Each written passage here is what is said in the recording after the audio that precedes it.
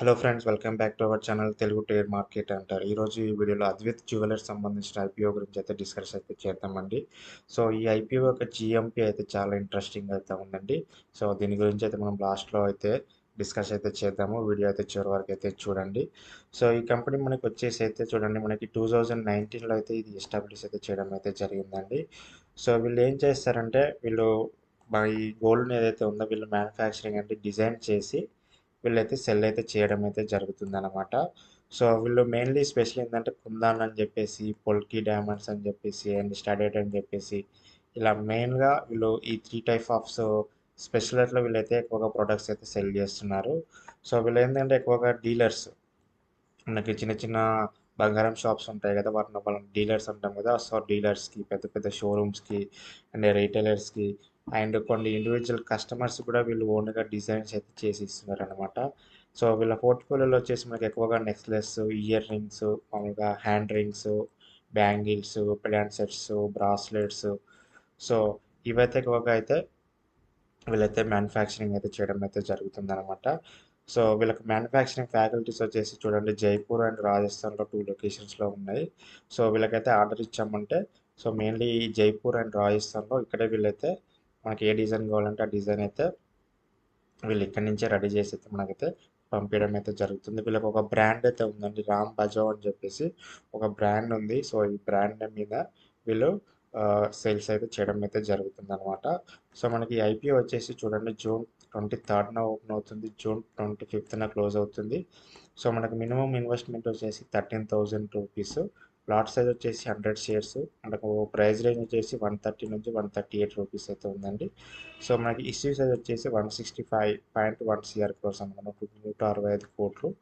So allotment వచ్చేసి మనకి June 29న అవుతుంది, జూలై 1న మనకి ఎన్ఎస్ఏ అండ్ బిఎస్సిలో అయితే లిస్ట్ అవుతుందండి.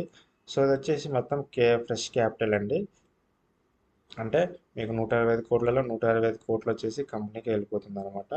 వేరే షేర్ హోల్డర్స్ కానీ ఎవరు కూడా అమౌంట్ అనేది వెళ్ళదు, మొత్తం కూడా కంపెనీకి వెళ్ళిపోతుంది. దగ్గర దగ్గర 1,19,68,000 ఈక్విటీ షేర్స్ అయితే వీళ్ళు సెల్ చేస్తున్నారు.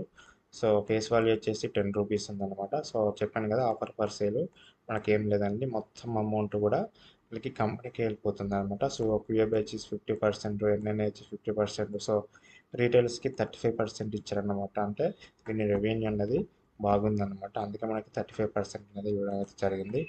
సో మెయిన్లీ ఈ ఐపో రావడానికి పర్పస్ ఏంటి అంటే, వీళ్ళు వర్కింగ్ క్యాపిటల్ కోసం 65 కోట్లు యూజ్ చేయబోతున్నారు. అలాగే వీళ్ళకి కొన్ని లోన్స్ ఉన్నాయి, ఆ లోన్స్ని రీపేమెంట్ చేయడానికి, లేదంటే ప్రీపేమెంట్స్ కోసము ఈ రిమైనింగ్ 65 క్రోర్స్ అయితే యూజ్ చేస్తున్నారు. ఇక రిమైనింగ్ అమౌంట్ ఏదైతే ఉందో 10 కోట్లు, సో నార్మల్ జనరల్ కార్పొరేట్ పర్పస్కి అవి అయితే యూజ్ చేయడం అయితే జరుగుతుందండి. సో చూడండి, వీళ్ళ ఫినాన్షియల్స్ చూసినట్లయితే, సో వీళ్ళకి అసెట్స్ చూద్దాం. ఫస్ట్ అసెట్స్ వచ్చేసరికి 23లో 29 క్రోర్స్ ఉంది, 24లో 67, మళ్ళీ 25 వచ్చేసరికి 140 క్రోర్స్. అంటే ఎవ్రీ ఇయర్ అయితే అసెట్స్ పెరుగుతున్నాయి, అలాగే ఇన్కమ్ కూడా పెరుగుతుంది చూడండి.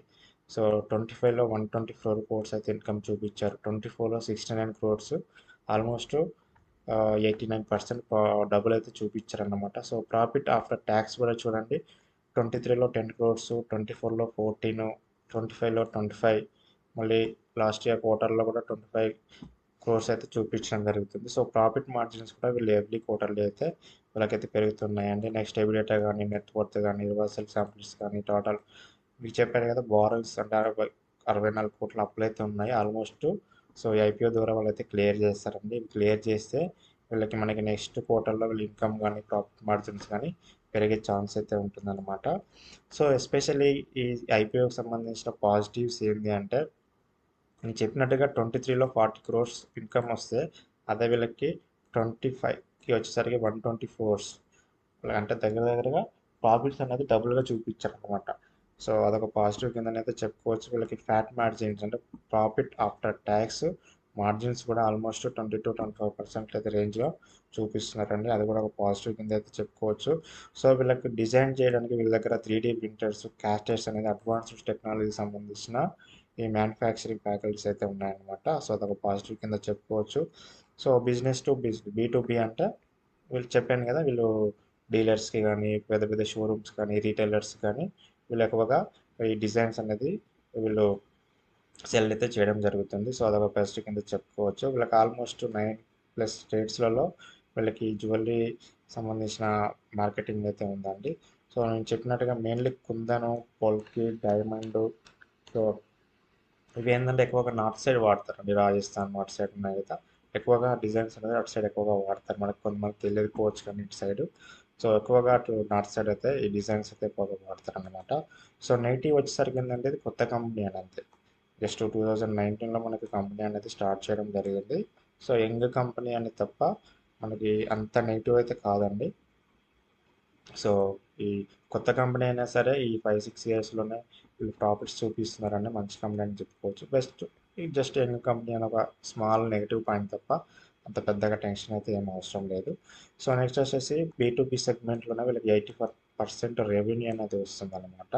సో దీనివల్ల ఎవరైనా క్లయింట్స్ డ్రాప్ అయ్యారంటే అది మనకి ఇన్కమ్ మీద రెవెన్యూ మీద ఏదైతే ఉందో దాని మీద ఎఫెక్ట్ పడే ఛాన్స్ ఉంది. సో ఈ బీ2బీ కాకుండా వీళ్ళు ఇంకా ఎక్కువగా ఫోకస్ చేస్తే డైరెక్ట్ కస్టమర్స్తో ఎక్కువగా ఇంటరాక్ట్ అయితే ఇంకా బిజినెస్ సెగ్మెంట్ అనేది పెరిగే ఛాన్స్ అయితే ఉంటుందండి. నెక్స్ట్ వచ్చేసరికి ఆపరేటింగ్ క్యాష్ ఫ్లోస్ అయితే వీళ్ళకి దగ్గర దగ్గర 36 క్రోర్స్ అనేది నెగిటివ్ ఆపరేటింగ్ క్యాష్ ఫ్లో అయితే చూపించడం జరిగింది 25లో. సో అదొక నెగిటివ్ కింద అయితే చెప్పుకోవచ్చు. నెక్స్ట్ వచ్చి small care ready to establish listed jewellery pierce అనేది కూడా ఆ, అదొక నెగిటివ్ కిందనైతే చెప్పుకోవచ్చండి. అంత నెగిటివ్ అంటే పెద్ద నెగిటివ్ అయితే కాదు నాకు తెలిసి ఇవి.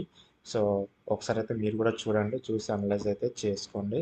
సో నేను చెప్పినట్టు కదా మీకు మనకి గ్రే మార్కెట్లో ప్రీమియం అనేది చాలా అంటే చాలా హైలో ఉందండి. 60 రూపీస్ అంటే ఆల్మోస్ట్ 43% అయితే ప్రస్తుతం ఉంది మార్కెట్లో. సో అది మరి జిఎంపి అనేది పెరగొచ్చు తగ్గొచ్చు యాజ్ పర్ మార్కెట్ డేటా ప్రకారం. సో అది మనకి లిస్టింగ్ టైంకి ఆ రోజు ఎంత ఉంటే మనకి అంత మాత్రమే గెయిన్స్ వస్తాయి అన్నమాట. సో బట్ ఏంటంటే దీని మీద అయితే చాలామంది అయితే ఇంట్రెస్ట్గా ఉందని చెప్పుకోవాలి. సో ఒకవేళ మీరు కూడా అప్లై చేసుకోవాలి అనుకుంటే ఒకసారి అయితే మొత్తం అనలైజ్ చేయండి, అనలైజ్ చేసి డిసిషన్ అయితే తీసుకోండి. సో చూచారు కదండి. సో ఈ వీడియో కనుక మీకు నచ్చినట్లయితే లైక్ చేయండి, షేర్ చేయండి. నా కంటెంట్ కనుక మీకు యూజ్ఫుల్గా ఉంది అనుకుంటే నా ఛానల్ని అయితే సబ్స్క్రైబ్ చేసుకోండి. Thank you.